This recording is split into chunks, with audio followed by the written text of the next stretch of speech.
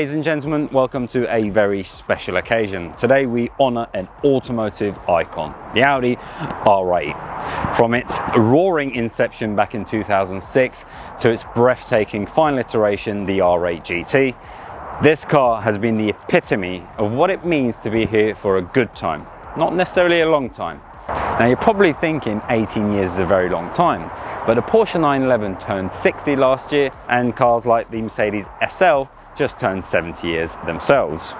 When the R8 first hit the streets, it was a game changer, combining Audi's Quattro all-wheel drive with a powerful 4.2 litre V8 and a 5.2 litre V10. It delivered performance and handling like no one expected. Over the years, the R8 V10 has not only dominated the racetrack, but also carved its name into automotive history as a symbol of innovation, luxury, and with the driving pleasure to match.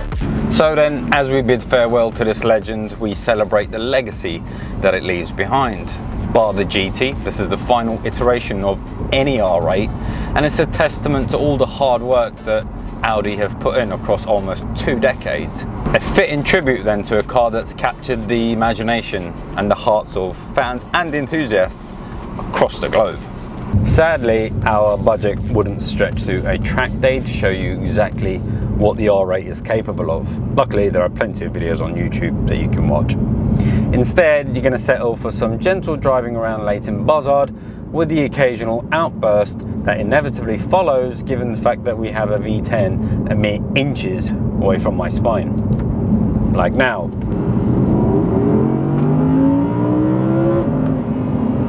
It takes an unprecedented amount of self-control, which personally I don't possess, to completely switch off from the fact that there lies a V10 which develops over 600 brake horsepower and that can catapult you from 0 to 62 miles an hour in just 3.1 seconds. And as of today, that might not even be the best thing about it. The Audi R8 not only represents the beginning, as we all know, the electrification is on the forefront of most, if not all manufacturers moving forward, but the end as well. It's the same exact reason, which is why the R8 has had to retire. Its services are surplus to requirement, or so we're told. The introduction of electricity into the world of internal combustion engines can be likened to the digitalization of the car, which makes the Audi R8 somewhat an analog vehicle. It has a 5.2 litre displacement, a glorious V10, and one of the best gearboxes in the business, which distributes the power to all 4 wheels. And that's pretty much the long and short of it. If you've watched our last video on the GLC 63S AMG, you'll know that the same cannot be said for some of the other cars coming out of the factory today. Porsche have recently announced the introduction of some very mild hybrid tech into some of their 911 variants. And as we saw a few weeks ago, AMG have followed suit, and in fact they've gone as far as introducing some plug-in hybrid tech into their high-performance cars. And it's the same story everywhere you look. BMW, Ferrari, Lamborghini have done something which involves some level of EV technology integrated into their combustion engines.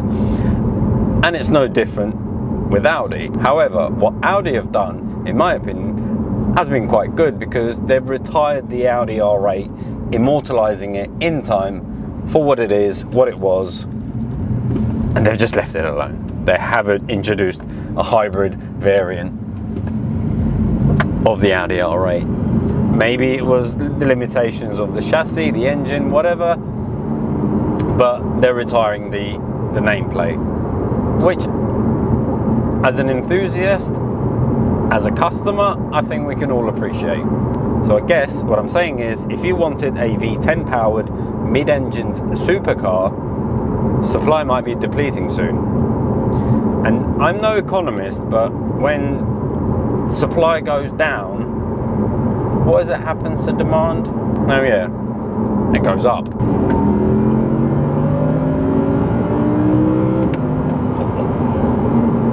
And my God, do things go up when you really get a hold of this car.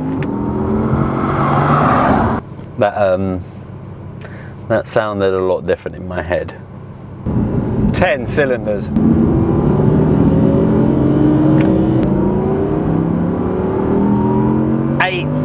1,000 revolutions.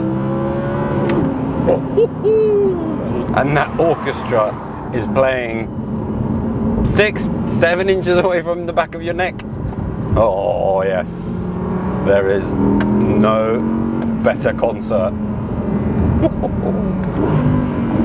It's not unheard of for people to come out of retirement and maybe one day, 5, 10, 20 years down the line, Audi might decide to reintroduce the R8 back into society. We never know. One thing that I know of the automotive industry is that A, it never stands still, and B, it's always changing. So what is the best thing about it? Well, for me, it represents the last in the bloodline of a supercar that doesn't have any EV DNA. Something the purist in us can really appreciate. I'm not including the exotic, the limited run, or cars which you can only get if you have friends in high places. I'm talking going to a showroom, walk onto a used car forecourt and be able to buy one. I've had a quick look on Auto Trader and you can pick up a V8 powered R8 from as little as £27,000. And I know that's still a lot of money, don't get me wrong, but it's a lot of car. And then the V10s from about £43,000 upwards, which again represents incredible value for money. And I'm sure you'll agree with me, if we were to look at a Lamborghini equivalent, the prices are much further north of that. You haven't got to dig too deep to find little clues as to what this car shares a lot of its components with. If you fancy getting your hands on something a little bit more exotic and rare, let's say, then you can go for the GT. There are a few floating around as used cars for around the £250,000 mark. But something like this, a few months old, up to a year old, you should be able to find for somewhere around £140,000, £150,000.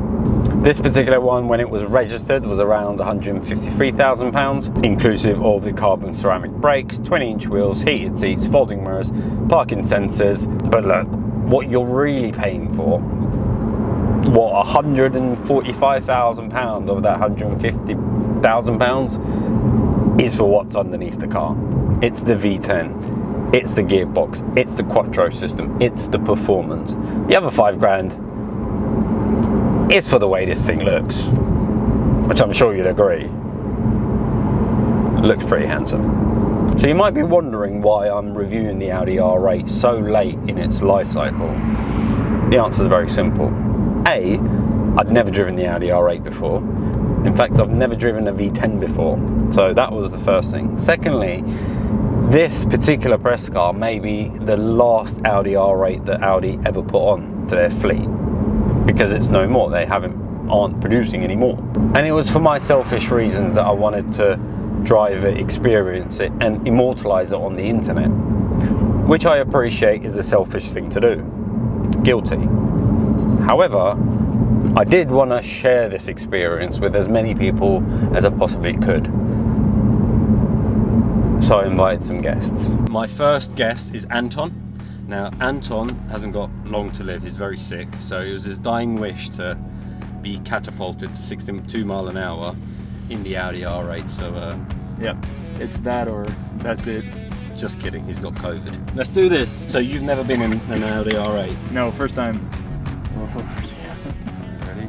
Yeah. I think this is how you do it.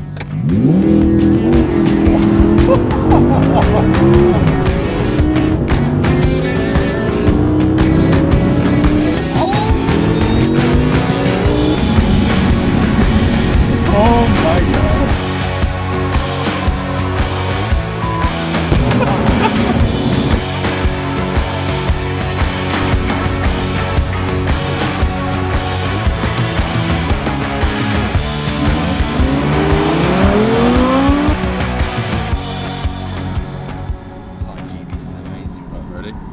Wait, this is too much, man.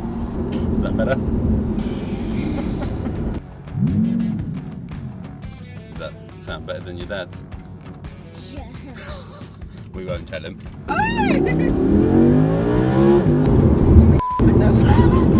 Is it faster than your dad's car? My foot slipped. What? My foot slipped, sorry. You like it? Also, then the moon spinning. That's pretty fast. There is one other person who would love to experience the Audi R8, but sadly he's not old enough to sit on the passenger side, so... Right, you ready? Gently, alright?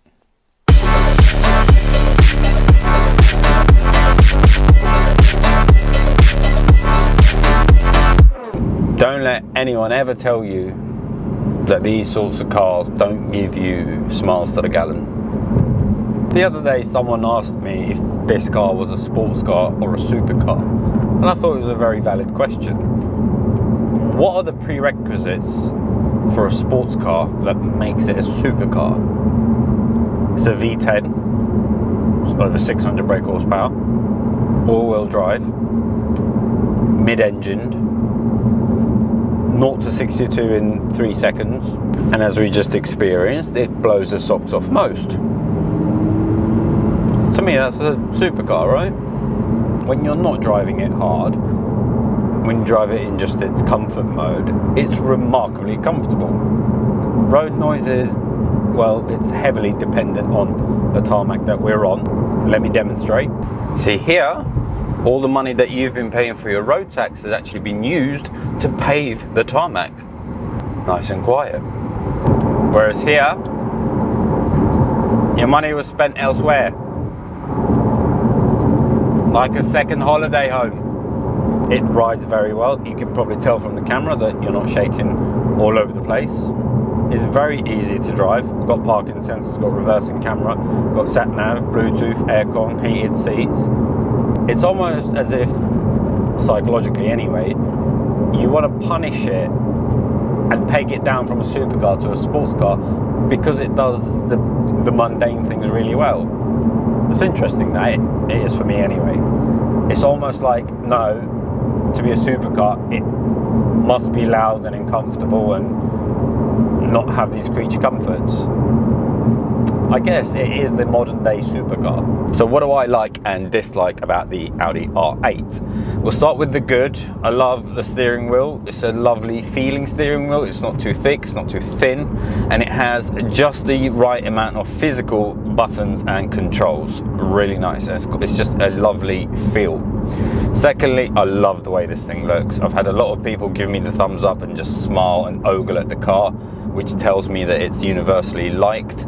And ironically, it is an old bit of design, yet it still looks very modern. I really like the simplicity of the cabin, and I am going to contradict myself a little bit later on. And also, what's been quite refreshing is the lack of intrusive safety systems that this car doesn't have. So for example, I don't have lane departure warning, or you know, it doesn't bong at you every 5 seconds because you might exceed the speed limit by a few miles an hour.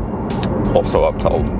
It's just nice to be left to your own accord and not have the car shouting at you every few seconds. Unlike the GLC, which had 1900 different driving modes, this has 3 plus an auto mode and a choice of snowy, wet and dry driving modes.